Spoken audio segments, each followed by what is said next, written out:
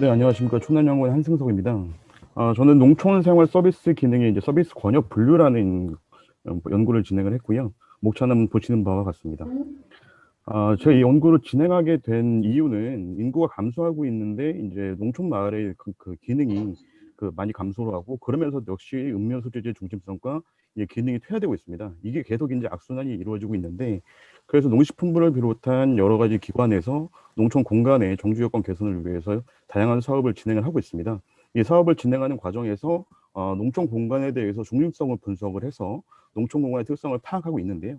이 중립성 분석 자체가 73개의 시설을 분석은 하긴 하지만 대부분이 이제 민간 영역에서 조성되는 시설만이 분석이 때문에 공공 서비스에 대한 이런 분석을 제대로 이행이 되지 않고 있는 상황입니다. 또한 국토교통부에서 이제 도시 재생 사업의 방향을 제시를 했고 기초생활 인프라 범위를 제시하고 있는데 이 범위 자체가 그리고 그 기준 자체가 도시 공간에 의한 제시이기 때문에 농촌 공간을 고려하지 않고 있는 그런 상황이었습니다. 뭐 대표적인 예가 도서관이라고 할 수 있는데요. 도서관 같은 경우가 이제 최저 접근 기준을 10분으로 제시를 하고 있습니다. 도보로 10분을 제시를 하고 있는데 농촌 마을에서 10분 동안 도보로 이동했을 때 결국에는 농촌 마을에서만 밖에 범위도 벗어나지 못하는 그런 상황입니다. 그래서 이제 본 연구를 진행한 목적은 이런 농촌 공간의 분석 방법을 농촌 생활 서비스의 관점에서 농촌 공간의 생활 서비스 권역을 분석하고 이제 기준을 제시하기 위해서 연구에 제시한 것이 연구의 목적이라 하겠습니다. 연구의 방법은 우선 선행 연구를 고찰을 하고 그다음에 전국의 연구기관에서 연구기관이 했던 연구를 고찰을 했습니다. 그 생활 서비스를 어떻게 분류를 했는지 그리고 어떠한 기능을 제시를 하고 있는지 이런 부분들을 검토를 했고요. 그래서 최종적으로 이제 농촌 공간에 대한 그 생활 서비스를 분류를 했습니다. 그리고 분류된 생활 서비스를 가지고 다시 그 시설을 도출하기 위해서 법령을 검토했습니다. 각 그 기능별로 어떤 법령들이 제시하고 있는지 그 법령을 검토를 했고요. 그래서 최종적 시설을 도출하고 뭐 대상지를 선정을 해서 지도화하고 그다음에 분포들 특성을 도출하고 네트워크 분석을 진행했고 마지막으로 생활권을 분류를 했습니다. 보시는 바와 같이 문헌조사하고 사례 지적 적용에 대한 내용들을 다음과 같았습니다. 이론적 고찰입니다. 선행 연구는 여러 가지 연구가 진행이 되고 있는데요. 대표적으로 농촌공간에 대해서는 이제 성미령, 김광선이 했던 주거, 교통, 교육, 뭐 보건, 의료, 뭐 사회복지, 응급, 문화여가 뭐 이런 부분 등에 대해서 이제 분류를 제시를 하고 있었고요. 그 외에는 보시는 바와 같습니다. 이걸 다시 정리를 한번 쭉 해보니까요. 일단은 대분류는 주거와 교육, 뭐 상업비 경제 뭐 이런 식으로서 분류가 가능하고요. 그 내용에 있어서는 뭐 주거 같은 경우에는 거주 가능 주택이라든지 이제 공동시설의 커뮤니티 프로그램, 뭐 안전한 마실물, 오폐수 처리 이런 부분에 대해서 제시를 하고 있었습니다. 교육은 유치원, 초등학교, 중학교, 고등학교, 대학교 뭐 이런 시설에 대해서 제시를 하고 있었습니다. 그렇다면 정부 및 연구기관에서는 어떻게 제시를 하고 있는지 한번 살펴봤는데요. 우선 다양한 연구기관과 정부기관이 있는데 그중에서 대표적인 농촌경제연구원과 그리고 지방행정연구원, 국토교통부는 2018년에는 기초 인프라를 제시를 했고 2019년에는 아까 말씀드린 도시재생 그, 그 기준을 제시를 했었습니다. 쭉 보시면 아시겠지만 농촌경제연구원과 지방행정연구원, 국토교통부가 보는 관점이 약간씩 좀 달랐습니다. 대표적으로 이제 체육 같은 걸 보시면 농촌경제연구원과 국토교통부만 제시를 하고 있었는데요. 농촌경제연구원에서는 생활 밀집 체육 시설이 이제 그 시군 소재지 한 개 이상 운영이 돼야 된다고 제시를 했었고, 국토교통부에서는 공공체육 시설만을 제시를 하고 있었습니다. 그래서 이제 농촌 생활 서비스를 분류를 최종적으로 해봤습니다. 제가 한 분류는 총 대분류는 7개 대분류가 제시가 분류를 했고요. 소분류는 그 안에 22개의 소분류를 진행을 했습니다. 여기서 보시면 도서시설에 약간 도서시설을 보시면 도서관 이용이라고 되어 있는데요. 선행연구 같은 경우에는 이 도서관 같은 경우를 교육시설로 본 연구도 있었고요. 그리고 뭐 문화시설로 본 연구도 있었고요. 복지시설로 본 연구도 있었습니다. 하지만 제가 뭐 나중에 그 다음에 좀 보시면 아시겠지만 결론적으로는 그 법령을 찾아보니까 문화예술진흥법에서는 도서관 같은 경우는 이제 문화시설로서 구분을 하고 있었습니다. 네, 그래서 이제 시설을 좀 도출하기 위해서 우선적으로 이제 앞에 나왔던 그 선행 연구하고 그리고 이제 정부 및 연구 기관에서 제시하고 있는 부분들을 시설을 또 정리를 한번 해봤습니다. 보시면 아까 제가 뭐 설명드린 것 같이 도서관 같은 경우가 교육부육에 도서관과 작은 도서관이 포함이 되어 있었고요. 그리고 문화시설에도 도서관이 있고 그리고 복지시설에도 도서관이 있는 것을 보시면 아실 것 같습니다. 그리고 법령, 그러면 각 분류에 따라서 법령에서는 어떻게 제시를 하고 있는지 한번 공부를 한번 해봤습니다. 앞서 설명드린 이제 도서관이 이제 문화예술진흥법상에 그 도서시설로서 이제 그 제시가 되어 있었고요. 도서관과 작은 도서관은 도서관법에 의해서 제정되지만 결국에는 문화예술진흥법상에서는 도서시설로서 이제 분류가 될 수 있었다는 걸 확인할 수 있었습니다. 의료시설도 마찬가지로 뭐 공공의료, 뭐 보건소, 보건지소, 그다음 의료급 병원기관은 병원들이 포함이 되어 있었는데요. 여기에서 이제 2차 진료라고 이제 얘기를 하고 있는 의료시설 같은 경우에는 그 법적인 용어에서는 최근에 사라졌습니다. 2차 진료라는 그 전에는 기준이 있었는데 최근에는 이게 지역적인 거를 제대로 반응을 못한다고 사라져 있긴 했지만 그래도 현재 통상적으로서 2차 진료라는 그 용어가 사용되고 있고 현재라도 그렇게 계속 그 제시가 되고 있기 때문에 2차 진료라는 말을 사용을 했는데요. 저 기준은 병동이 30일 이상의 그 입원할 수 있는 병동을 보호하고 있는 게 바로 2차 진료 종합병원을 생각하시면 되겠습니다. 최종적으로 도출한 기능 시설입니다. 보시면은 이제 제가 이거는 공공조성과 민간조성으로 좀 더 구분해 봤습니다. 아까 제가 말씀드렸듯이 이제 중심성 분석은 민간이 조성한 상업시설 중심으로 하고 있기 때문에 공공에서 조성된 것들이 이제 뭐 반영이 되지 않는다라고 말씀드렸었는데 그래서 저는 이제 공공과 민간을 나눠봤습니다. 공공에서는 어떤 걸 지금 조성을 하고 있고 민간에서는 어떤 걸 조성을 하고 있는지 나눠보고 이 나눠진 시설에 대해서 지도화를 통해서 그 분포 특성을 한번 도출해 보고자 했습니다. 대상 지역은 이걸 대상 지역에서 최종적으로 선정된 시설로 지도화를 한번 해봤습니다. 자료는 보신 바와 같이 2020년 전화번호부, 2020년 충남 소송공인 현황, 그다음 홍성군 군청, 그다음 인터넷 포털 지도를 활용을 했고요.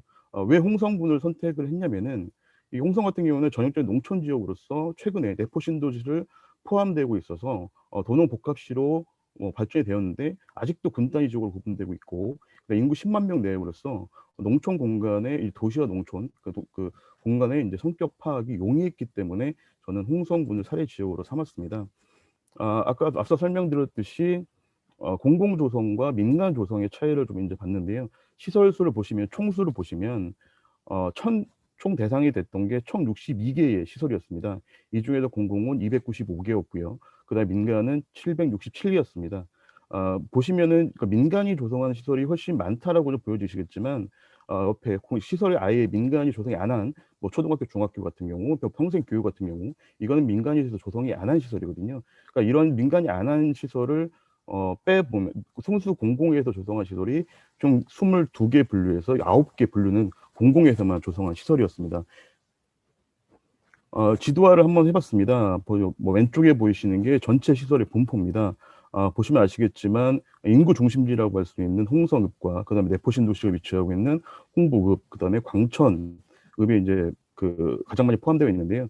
그 오른쪽에 보시면 공공과 민간을 나눠 보니까 역시 공공 같은 경우는 취약 지역에 분포하는 특징이기 때문에 약간 좀 고르게 분포하고 있는 성향을 보였고요.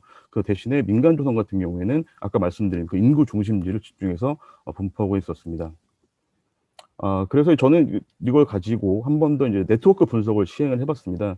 네트워크 분석을 시행을 해서 그러니까 네트워크 분석을 도로망으로 이제 제가 진행을 했는데요. 이거 같은 경우에는 그 한개 시설이 접근할 수 있는 범위가 어디까지인가를 쭉 봤습니다. 보시는 바와 같이 뭐 유아 교육, 뭐 평생 중학교, 그다음에 평생교육, 민간교육까지 보시면 민간교육은 인구 중심지에 분포되어 있고 나머지 세 개는 약간 고르게 분포되는 걸 보실 수 있습니다. 평생교육 같은 경우에는 뭐 그런 말씀하실 수가 있습니다. 평생교육 센터는 이제 중심지에 있는데 어떻게 이렇게 고르게 나타나냐라고 말씀하실 수 있는데 평생교육법상에 보면 읍면대에서도 평생교육을 시행할 수 있는 시설을 2개 돼 있습니다. 그래서 해당되는 행정복지센터에 시행하기 때문에 그런 분포로 보이고 있고요. 그 다음 같은 경우 계속 보시면 뭐 이렇게 지금 분포화되어 있는 걸 아실 수 있습니다. 좀 넘어가도록 하겠습니다. 장수가 좀 많아서요. 그 종합적으로 이제 살펴보면 일단 현재 중심지와 함께 과거의 중심지를 추론할 수가 있었습니다. 제가 잠깐 넘어가서 못 보여드렸는데 상업 경제에서 보시면 그 시장 및 대형 마트에서 위에 보이시는 게 바로 이분이 홍성읍이고 여기 광천읍, 여기 갈산면입니다.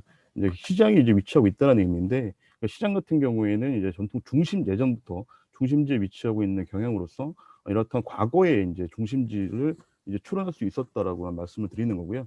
그리고 새로운 인구 중심지의 출현으로서 농촌생활 번역이 변화되었다는 걸 알 수가 있었습니다. 앞으로 이제 변화 양상에 대해서는 좀 더 이제 연구를 한번 해봐야 되는데, 과거의 갈산이 중심지였는데 지금 현재는 이제 홍보읍이 내포신도가 발생되면서 권역이 변화했다라는 거고요.